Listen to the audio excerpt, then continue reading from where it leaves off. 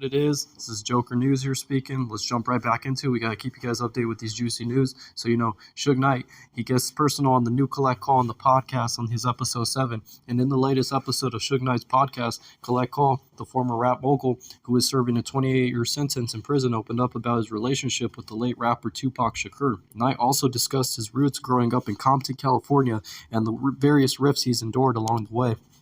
And so Knight opened the episode, which dropped Wednesday, December 20th, by talking about trying to make situations better. His hope, he said, is to make the culture more positive. I would rather focus on the good, he says, than from there. He went on to talk about going on tour for Dr. Dre's album, The Chronic, which dropped in 1992 and remains one of the most beloved rap records on the tour. Now, Knight talks about various items he purchased for those around him. Knight lists them off along with several names from his youth, though the grainy phone call and Knight's meandering memory at times make it hard to discern or follow his storytelling. Now, Knight turns his attention next to Tupac and the justice that needs to take place regarding his death. Jealousy is worse than hate, and Knight says jealousy can destroy, and that's very true right there.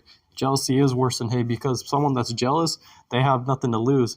They will try to do everything to gain what they're after, and they may even try to destroy you or ruin you, and that's what he's getting at right there. So Knight continues to tell the story of him and Pac talking about building Knight's Death Row Records and how Shakur wanted to help the cause through his connections and recordings. So Tupac wrangled artists like Snoop Dogg for a song for his 1996 album, All Eyes on Me, but all of Shakur's hard work on the 1996 album eventually led to conflict. Knight alleges when Pac got bigger, Knight says that's when the jealousy kicked in. He adds, once All Eyes on Me came out, people was like, hey, Snoop, where's Tupac? And Knight, he was like, talked about jealousy leading to trouble.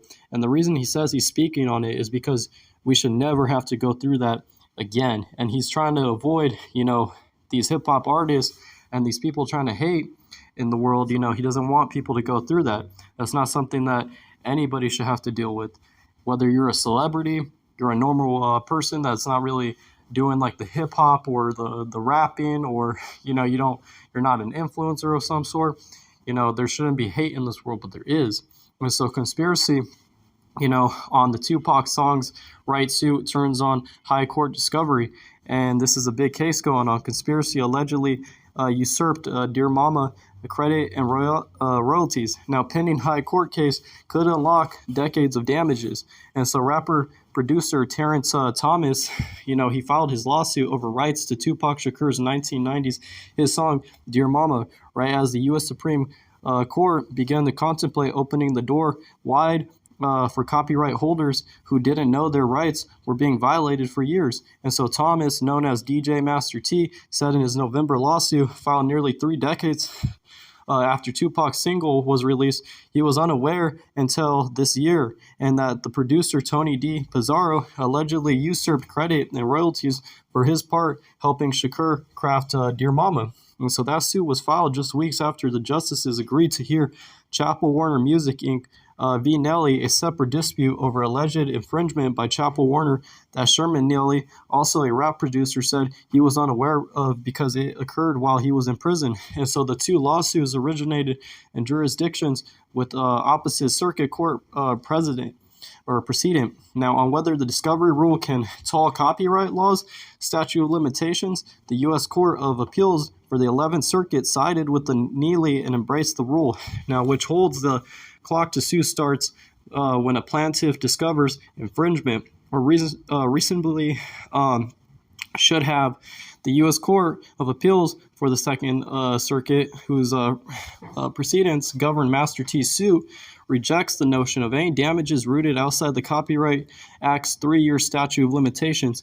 And so the circuit split, which also divides the entertainment hotbeds of Los Angeles and New York and creates a difficult question with uncomfortable hypotheticals on either side. And so Chappell Warner warns that the discovery rule eviscerates the statute of limitations by allowing unlimited damages for decades-late allegations when evidence and witnesses have been lost. But Neely points to inequity of allowing infringers immunity that they can hide their perfidy for 3 years. And so, Master T's complaint against Pizarro and various music labels launched a test case for the high court's decision before the justices even received merits briefs in the dispute. And the November 18th complaint in the U.S. District Court for the Southern District of New York said it wasn't until a 2023 FX Networks LLC docuseries aired that Master T fully realized the extent to which credit and revenue have been denied. Despite evidence, Shakur, who performed under the name Tupac, recognized Master T's contribution. And so the nature and timing of the complaint indicated that Master T's counsel was well aware of and hoped to benefit from the case before the High Court, said Samuel D. Lipshe, a copyright and entertainment attorney at Bradley Bolt Cummings LLP. And so I don't believe in coincidence very often. It fits in there perfectly after the Supreme Court granted Warner Chappell's petition. Now, Lipshe said it is an example of the type of litigation some want to curtail. It exemplifies some of the problems and policy issues with allowing unlimited look back for damages and effectively ignoring the statute of limitations. Now, Kevin Glickman, Master T's attorney, said without the Supreme Court, potentially sanctioning the discovery rule, Master T wouldn't have been able to bring his case.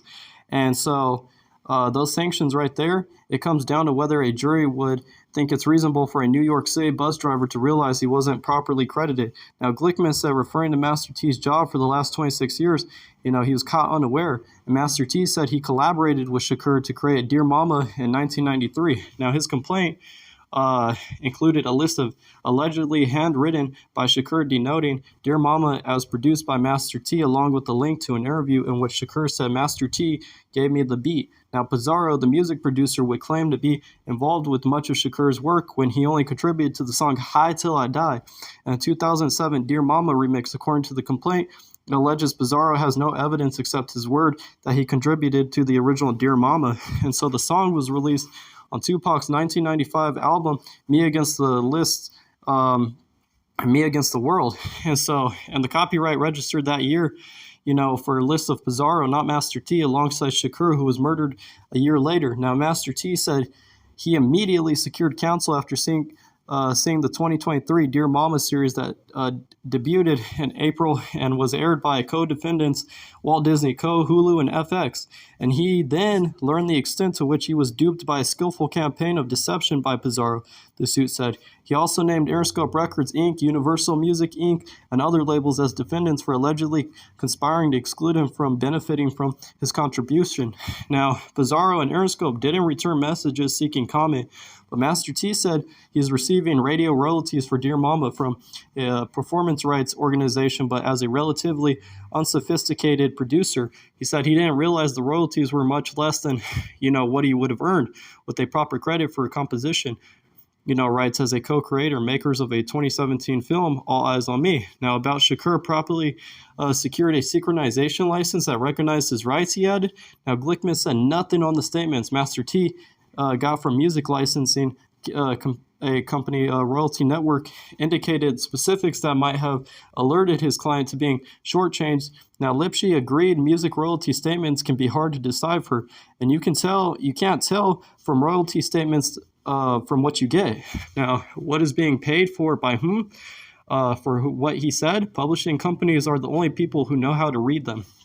And so even if the High Court endorses the discovery rule, Master T and Neely would likely have to bow claims they should have discovered the alleged transgression earlier. Now, the test is when he learned, or should he has, as a reasonable person, have learned that his rights were being violated, said David Gold, a copyright and entertainment attorney at Cole Shots PC. And that's where the more interesting evidence and discovery comes in. How do you, think about all this, and how would you prove that?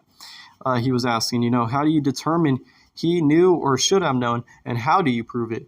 And so winners and losers, but, that's all some recent news right there. You guys let me know where you're all from in the comments below. Hit that like and subscribe, and we're going to keep this rolling.